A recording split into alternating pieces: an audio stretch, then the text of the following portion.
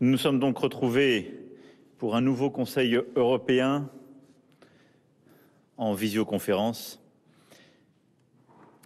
dont la première journée vient de se clore avec un échange avec le président des États-Unis, Joe Biden, qui a permis de marquer nos importantes convergences, tout comme les chantiers qui nous attendent, au premier rang desquels figure la réponse mondiale contre la pandémie. L'essentiel de la discussion de ce Conseil européen s'est évidemment concentré sur la lutte européenne contre le virus, en particulier l'accélération de notre campagne vaccinale afin de pouvoir retrouver dès que possible une vie normale. Nos échanges le confirment et vous le savez, c'est la conviction que la France porte depuis le début. Il n'existe pas d'autre solution qu'une solution européenne pour surmonter cette crise. Nous pourrons y revenir si vous le souhaitez, mais cette réponse est en effet européenne car nous disposons sur le sol européen désormais de capacités diverses et nécessaires pour le cycle de production des vaccins, qu'il s'agisse des usines capables d'assurer leur conception ou de celles qui sont en charge de ce qu'on appelle le flaconnage et le finissage des doses. La France en accueille plusieurs et avec la présidente de la Commission, Madame Ursula von der Leyen, comme le commissaire en charge de cet task force vaccin, le commissaire Thierry Breton, que je veux ici remercier pour son travail, nous avons examiné en détail l'ensemble des possibilités de renforcer dans l'immédiat la production européenne des vaccins que nous avons commandés. C'est ce travail sur lequel nous nous sommes concentrés qui nous permettra, dès les prochaines semaines, d'accroître cette production européenne et de pouvoir nous mettre en situation, dans les toutes prochaines semaines, de produire totalement pour nous-mêmes et d'être, d'ici à l'été, le continent qui produit le plus de vaccins au monde. Cette coordination nous permettra de garantir la livraison des vaccins et de monter en puissance pour être rapidement en capacité de produire plusieurs milliards de doses par an sur notre continent afin de répondre à ce défi durable que sont les pandémies. C'est une solution européenne car, je le répète, sans mécanisme commun d'achat, certains États membres n'auraient aujourd'hui probablement pas pu bénéficier aussi vite de doses de vaccins.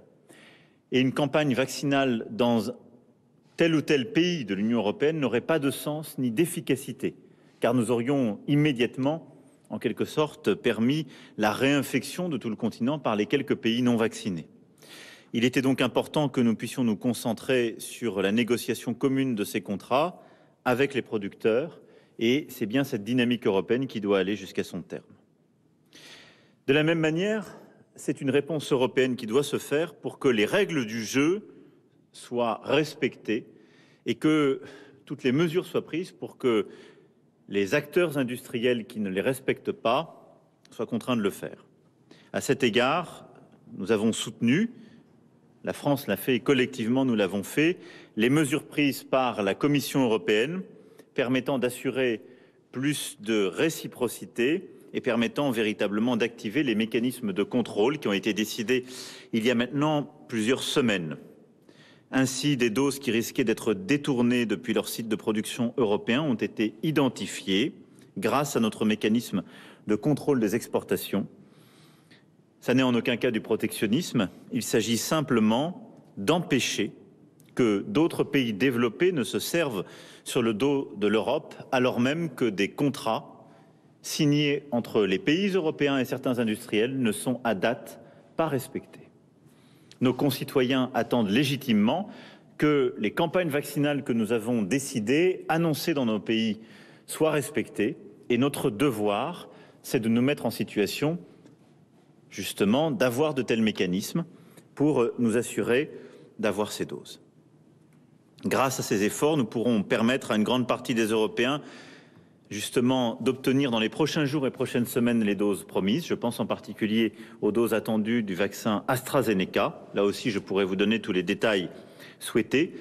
Et c'est ce qui nous permettra de tenir les engagements que nous avons pris et que j'ai pu à plusieurs reprises réitérer.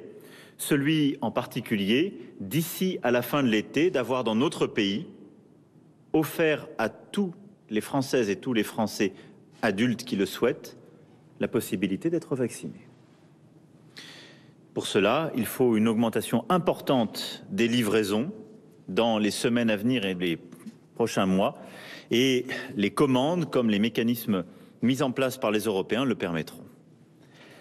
Cette démarche européenne, c'est celle aussi qui va nous permettre donc de continuer à produire davantage sur notre sol, ce que nous avons d'ores et déjà commencé à faire, de finaliser les 3 contrats qui restent à conclure avec les entreprises CureVac, Sanofi et Valneva, celle aussi qui nous permettra d'assurer la production sur le sol européen des vaccins de 2e génération, c'est-à-dire les vaccins qui nous permettront de faire face aux variants, qui ne manqueront pas d'arriver à l'automne et hiver prochain. Et il est très important que, instruits par l'expérience, nous puissions nous mettre en capacité de répondre à ces défis. À cet égard, le mécanisme européen dit HERA, lancé par la Commission, est absolument essentiel. Il a donné lieu à un premier investissement de 50 millions d'euros qui, à nos yeux, doit être complété. Et il nous permettra aussi de développer des capacités de production, des financements aussi en termes d'innovation pour répondre à ce défi. Enfin, la réponse européenne, c'est celle aussi qui doit nous permettre de prendre en compte l'intérêt de nos voisins et des pays les plus pauvres. C'est pourquoi nous préparons ensemble des mécanismes de solidarité afin de pouvoir partager dès que possible des doses avec les pays dont le besoin est prégnant. Je pense aussi bien aux Balkans occidentaux qu'aux pays africains. Et vous savez l'engagement que nous avons pris pour, en particulier, fournir les doses nécessaires aux soignants africains. L'Europe jouera tout son rôle en la matière et elle sera au rendez-vous de ses responsabilités.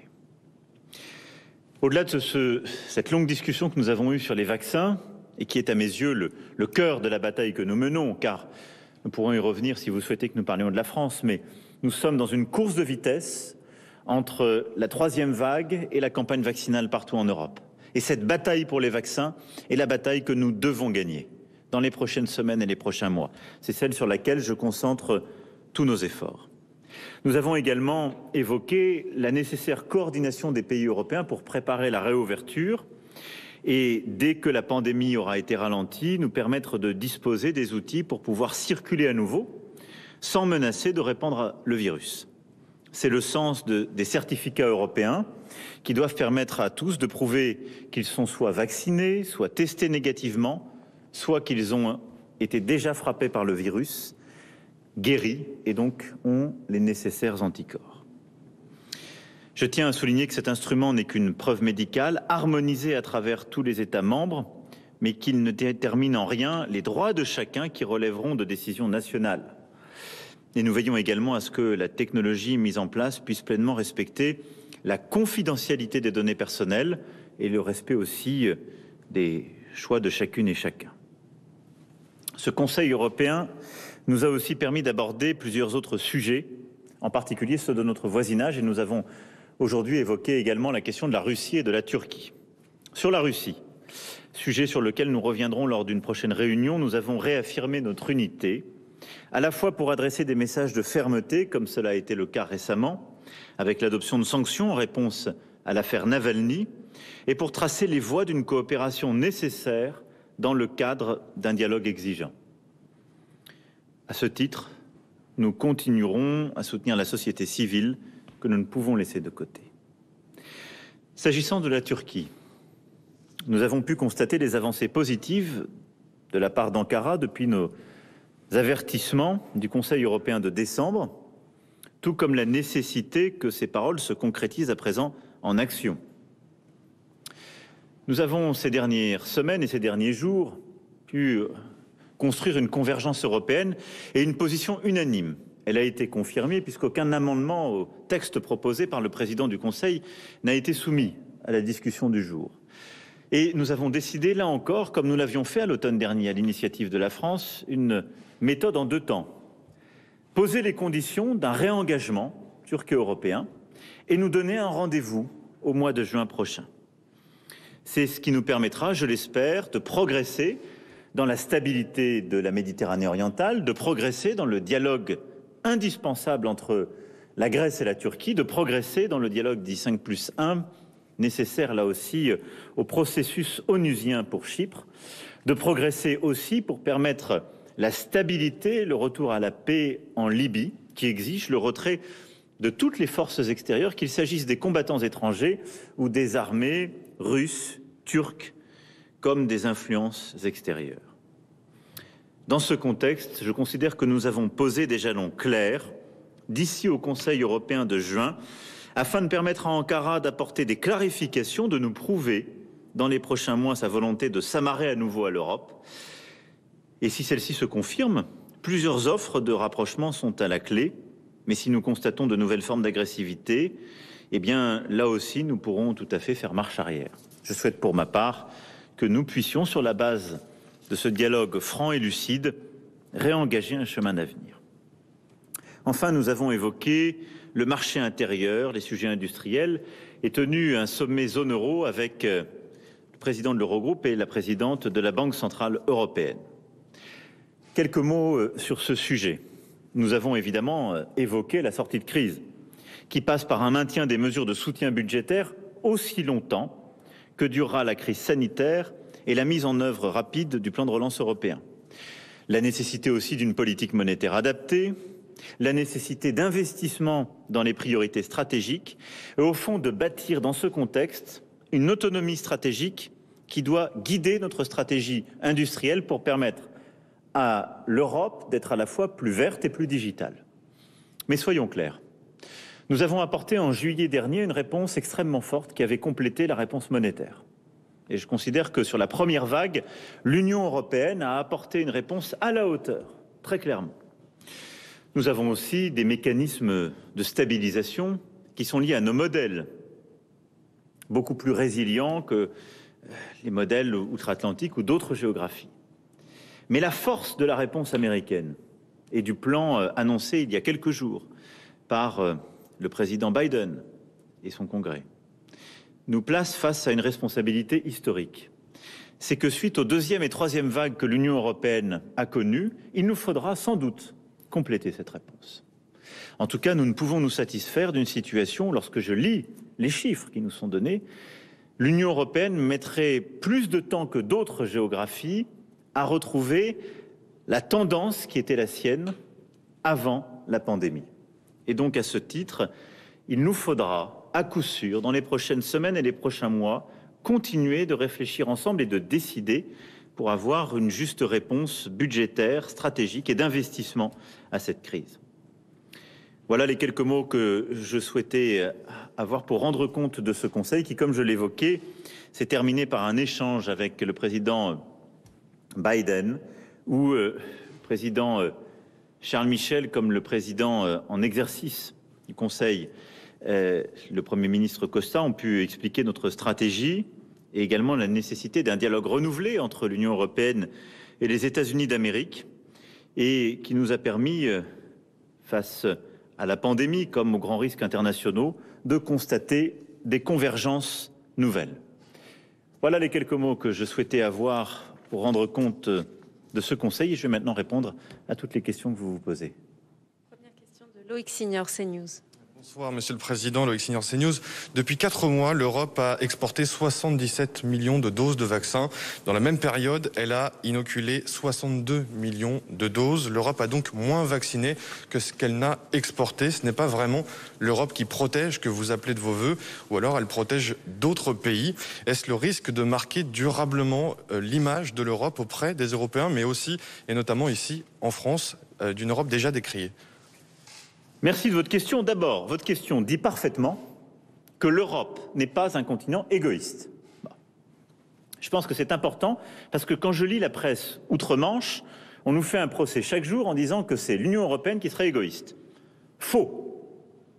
Nous avons laissé fonctionner les chaînes de valeur telles qu'elles existaient. C'est très important. Mais on a constaté, début de cette année, que les États-Unis d'Amérique avaient tendance, dans le cadre des structures qui s'étaient mises en place, à protéger les productions qui étaient faites aux États-Unis d'Amérique pour privilégier le marché américain, que le Royaume-Uni n'exportait pas beaucoup de doses, pour pas dire aucune, et donc nous avons mis en place un mécanisme de contrôle des exportations. Les choses se sont ensuite beaucoup mieux tenues, et c'est d'ailleurs ce mécanisme qui montre sa pertinence dans la situation que nous avons eu à connaître en Italie, où 29 millions de doses ont été saisies et n'ont pas été exportées. Vous avez raison de dire ça. Les chiffres ont été rendus publics cet après-midi par la présidente de la Commission. Entre le 1er décembre 2020 et le 25 mars 2021, 77 millions de doses exportées.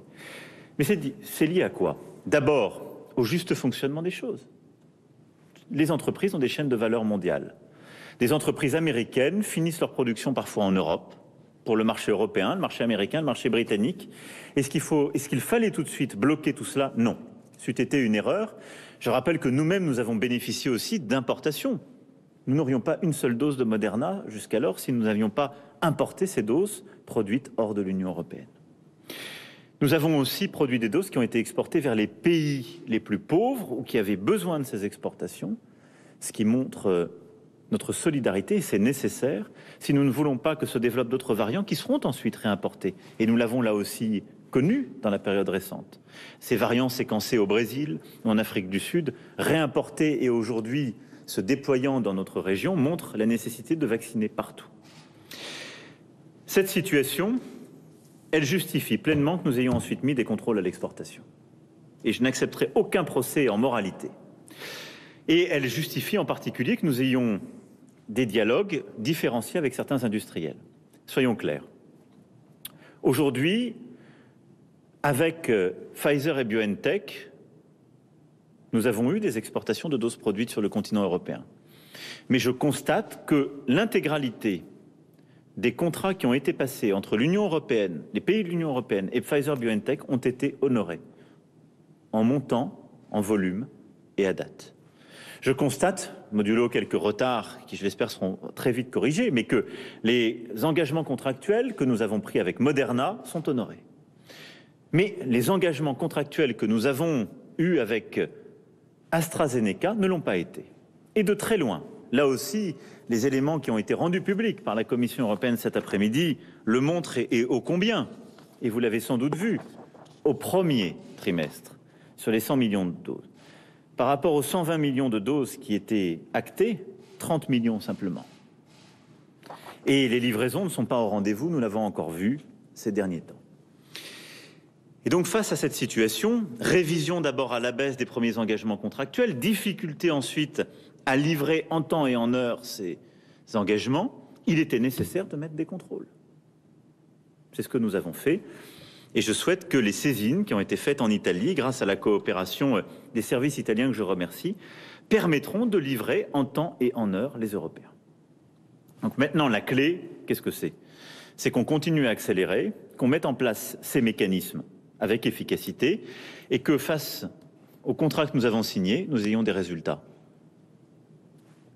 C'est, je crois, l'Europe qui protège. Alors, par rapport à votre question et aux chiffres que vous avez cités depuis le 1er décembre, je constate que certains sont allés plus vite que nous. Il faudra en tirer toutes les conséquences. Je le constate comme vous. Moi, je n'ai pas de, si je puis dire, de fausse pudeur. Je considère que les États-Unis d'Amérique ont été plus innovants, plus ambitieux. Je l'ai dit, peut-être, ils ont su davantage rêver que nous. Et ils ont mis des sommes très importantes pour innover plus vite et plus fort. Et ils ont eu raison. Ça doit être une leçon. Et donc, pour les vaccins de seconde génération, mais aussi pour d'autres ambitions technologiques et scientifiques que l'Europe doit avoir, il nous faudra retrouver en quelque sorte ce goût du risque. C'est ça la leçon que nous devons avoir. Voilà, les deux leçons que je tire du chiffre que vous donnez sont simples. Premièrement, la fin de la naïveté. Je soutiens les mécanismes de contrôle aux exportations mis en place par la Commission européenne. Je soutiens le fait que nous devons bloquer toutes les exportations qui seront faites aussi longtemps que des laboratoires ne respectent pas leurs engagements avec des Européens. Et la deuxième leçon, c'est qu'il nous faut savoir retrouver le goût du risque et de l'investissement dans l'avenir. Une question d'Ania Nussbaum, Bloomberg. Oui, bonsoir Monsieur le Président. Une petite question sur la Turquie. Vous avez évoqué dans une interview à la télé grecque des ingérences à venir dans l'élection présidentielle de 2022 par l'État turc. Est-ce que vous pouvez nous expliquer ce que vous vouliez dire? Et est-ce que ces commentaires, comment interpréter ces commentaires dans le contexte plus général d'un dialogue retrouvé visiblement entre l'Union européenne et la Turquie? Est-ce que je peux me permettre une toute petite autre question? Je suis désolée, je grappille un peu de temps sur le plan de relance et le besoin de renforcer la réponse au vu de l'Union européenne au vu du plan américain. Est-ce que selon vous, l'Union européenne doit dépenser, en tout cas en volume, au moins autant que les Américains, que les États-Unis? Sur ce que j'ai dit sur la Turquie, il n'y a là rien d'indicible, rien d'inexplicable. C'est un constat. Il y a aujourd'hui l'existence d'organisations communautaires qui ont été très clairement expliquées, mises en œuvre. Il y a l'existence de groupes constitués, l'existence de groupes politiques sur le continent européen qui sont aujourd'hui activés par des organes de propagande officiels en Turquie, Diyanet entre autres. Ils sont connus, identifiés, ils opèrent en Allemagne comme en France. Parfois, ils se mêlent de nos élections. D'autres fois, ils se mêlent de financement d'associations. Nous l'avons encore vu ces derniers jours avec les alertes légitimes faites par le ministre de l'Intérieur à l'égard de quelques collectivités territoriales peut-être un peu trop complaisantes. Lorsque nous avons des associations qui reconnaissent ne pas être capables d'adhérer aux valeurs de la République, c'est un problème. Et donc, il y a toutes ces formes d'ingérence dans la vie courante de notre démocratie. Il y a ensuite les formes d'ingérence à travers des organismes de propagande qui diffusent sur leur chaîne. Là aussi, c'est identifié. Nous l'avons vécu à l'automne dernier. Et donc, oui, les risques d'ingérence sont identifiés pour les échéances à venir. Comme ces risques d'ingérence ont été identifiés dans d'autres pays européens, et ils sont organisés et structurés. C'est un problème et on ne peut pas prétendre avoir une relation amicale si on ne se dit pas les choses et si on n'essaie pas de les régler. La France n'a pas d'organe de propagande, elle ne finance pas des associations, des structures religieuses qui opèrent dans des pays étrangers ou participent au nom de la France dans les élections de pays étrangers. Vous seriez choqués si ça existait. Il est normal que nous le soyons dans une démocratie comme la nôtre. La franchise l'impose et nous devons le régler. Sur le plan de relance, je veux être clair, les montants ne sont pas comparables. Pourquoi? Parce qu'aux États-Unis d'Amérique, il n'y a pas les filets de sécurité sociale qui existent en Europe et je dirais tout particulièrement en France. Il n'y a pas, en fonctionnement courant, les redistributions que les politiques publiques qui sont les nôtres, et qui sont en quelque sorte l'équivalent du montant de nos dépenses publiques et des redistributions, et donc qui sont aussi une réponse à la crise et à la relance. Donc on ne peut pas tout comparer. Il y a dans le plan de relance américain beaucoup qui est du côté de la demande et pas de l'offre, et qui vient compenser l'absence de politique de solidarité en temps normal aux États-Unis d'Amérique. Donc une fois retraité cela, et les chiffres ont été rendus publics aussi bien par l'OCDE que par la Banque Centrale Européenne, pour ne citer que deux organismes, la différence est moindre entre le plan de relance américain et le plan de relance européen. Néanmoins, il y a une différence. Et quand je regarde aussi les trajectoires sur les années qui viennent, on voit bien que les États-Unis d'Amérique vont retrouver à peu près mi-2021 le niveau absolu qui était le leur avant la crise, et surtout vont très rapidement retrouver la trajectoire qui était la leur. Nous ne retrouvons ce niveau qu'au printemps-été 2022, mais donc avec un décalage de trajectoire qui est préoccupant. Parce que c'est une perte de croissance potentielle et cela suppose une réponse sans doute plus vigoureuse. Et je pense que c'est cette discussion qu'il nous faut avoir entre Européens. Comment améliorer cette réponse? Comment investir encore plus vite et plus fort sur nos priorités sectorielles? Et au-delà des montants d'investissement, je crois très profondément, c'est un des enseignements de la crise, pour l'Europe comme pour la France, il nous faut simplifier drastiquement nos réponses. Nous sommes trop lents, nous sommes trop complexes, nous sommes trop engoncés dans nos propres bureaucraties. Je crois que nous l'avons tous vécu. On doit aller plus vite, plus fort. C'est une leçon qu'on doit tous tirer. Anthony Lattier, RFI. Bonsoir, Monsieur le Président. Vous avez reconnu une forme d'échec de l'Europe à l'instant dans la course au vaccin, de manque de réactivité, de manque d'ambition au départ. Est-ce que vous avez évoqué le fait qu'il fallait en tirer toutes les conséquences? Qu'est-ce que vous entendez par là? Et puis est-ce que aussi vous reconnaissez une forme d'échec de votre politique sanitaire au niveau national alors que l'épidémie explose? Est-ce qu'il n'y a pas de votre part une forme d'entêtement, comme le disent certains médecins, à ne pas prendre des mesures plus dures? Alors, je n'ai pas reconnu une forme d'échec. Je sais bien que nous avons une tendance à adorer les mea culpa. Non, j'essaie d'être lucide. Beaucoup de gens considèrent que quand on est volontaire, on ne doit pas reconnaître les situations telles qu'elles sont. Ça ne veut pas dire pour autant qu'on se bat la coulpe et qu'on ne regarde que le passé. Donc j'essaie d'être lucide. Nous avons réagi moins vite que les États-Unis d'Amérique. C'est un fait. Après, je ne reconnais pas d'échec, parce que nous avons corrigé très vite ce retard. Donc nous avons eu un retard, c'est vrai. Si je n'osais pas vous le dire aujourd'hui, vous me diriez à juste titre, vous manquez de lucidité, et cela rendrait sans doute moins crédibles les propos que je vais ensuite tenir. Mais je dis simplement, premièrement, nous l'avons reconnu, réparé. On a mis en place un mécanisme de contrôle à l'export. Nous ne sommes plus naïfs. Deux, nous l'avons reconnu, réparé. Nous avons accéléré la production en Europe. Et trois, surtout, moi je veux insister sur un point. L'Union européenne a mis sur pied une politique industrielle d'ampleur pour atteindre une capacité qui est de l'ordre de 2 à 3 milliards de doses par an d'ici au deuxième semestre de cette année. Ce qui veut dire que nous serons en capacité non seulement de combler nos besoins, mais d'exporter massivement et dans la durée.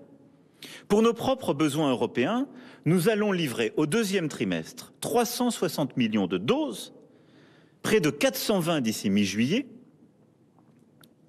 Je ne rentre pas dans le détail, on pourra le faire si vous le souhaitez, ce qui nous permettra d'atteindre potentiellement notre immunité collective continentale. C'est-à-dire que ce retard qu'on a constaté en début d'année, nous l'avons comblé très vite dans les semaines qui ont suivi, ce qui nous met en capacité d'ici à la mi-2021 de produire pour nous-mêmes et de produire suffisamment pour protéger nos concitoyens et bâtir notre immunité collective. Au-delà de ça, l'Europe, et les chiffres qui ont été cités par votre collègue tout à l'heure le montrent, est le seul continent qui en plus exporte. C'est le seul continent du monde libre qui a une vraie stratégie vaccinale et une vraie diplomatie vaccinale. Pas pour aller faire du chantage à tel ou tel pays, mais pour dire c'est un engagement international qui est le nôtre. Et donc, il faut être très clair, nous sommes face à une guerre mondiale d'un nouveau genre. Face notamment aux attaques, aux velléités de déstabilisation russes, chinoises, d'influence par le vaccin. Face à cela, si nous voulons tenir, nous devons être souverains. Nous nous sommes mis aujourd'hui en capacité de produire pour ce faire. J'aurai l'occasion, dans les tout prochains jours, d'ouvrir des capacités de production en France, qui viennent compléter celles aussi que des industriels français ont ouvert partout en Europe. Et donc, face à cette lucidité que j'avais tout à l'heure, nos retards, nos manquements au tout début, je considère que nous avons rattrapé les choses et que nous sommes en train de répondre à cette crise. Ça, c'est le premier point sur les capacités de production. Et donc, l'Europe sera vraiment le continent qui produira d'ici à la fin de l'été le plus de doses dans le monde, sera en situation de se couvrir lui-même, mais aussi d'exporter et d'être celui qui exporte le plus à l'égard de ses partenaires, de l'OTAN, du monde libre et de toutes celles et ceux qui en ont besoin. C'est très important. Deuxième chose, nous sommes en train de nous mettre en capacité de produire pour les vaccins de deuxième génération. Et ça, c'est au moins aussi important. À l'automne, à l'hiver, en début d'année prochaine, nous aurons vraisemblablement à nouveau des variants de ce virus. Et ces variants nous conduiront à nouveau à avoir des stratégies de vaccination. Et je pense que c'est très important que tous nos concitoyens aient bien cela en tête. Là, nous devons aller très vite pour vacciner au plus vite et nous protéger face à ce virus. Mais il continuera d'être là, de circuler, de muter, et nous aurons des réponses à fournir. Ce que nous sommes en train de faire, c'est aussi construire nos capacités à répondre le plus vite possible en européen à ces mutations. Et ça, c'est très important. Sur la stratégie française, qui n'est plus du vaccin, mais là des mesures de freinage et de la réponse à la crise. Je pense qu'il faut quand même toujours... Le risque face à une épidémie, d'abord, il faut toujours être très humble.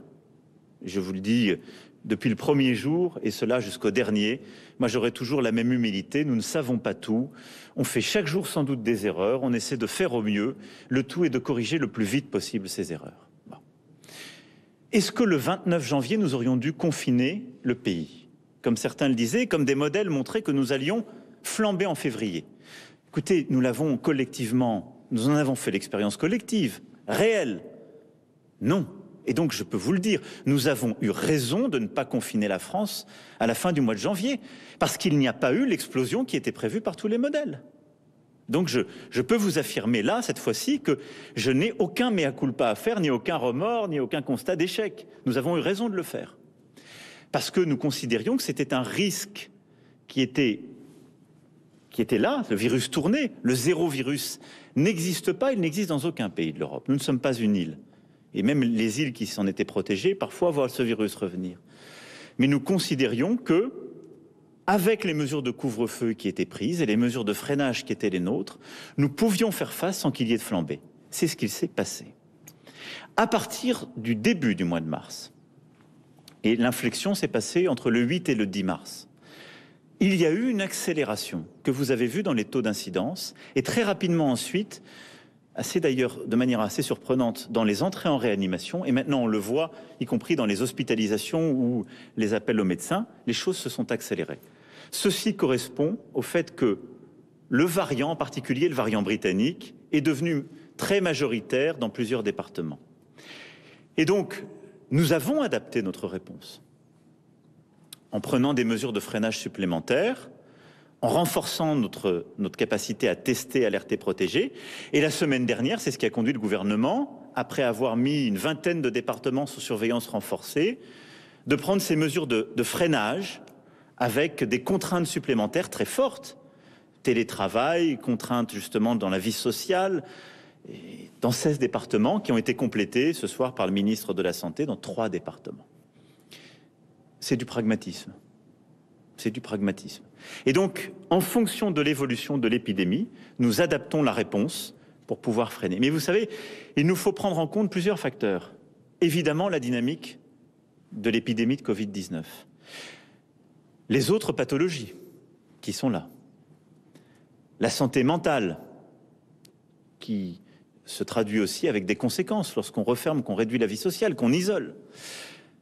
La tension qui existe et les difficultés pour nos jeunes, pour qui en particulier ces mesures sont très dures à vivre. Notre priorité éducative qui fait que lorsqu'on ferme tout, ça a des conséquences. Et les conséquences économiques et sociales. Et c'est à chaque fois une balance que nous tenons.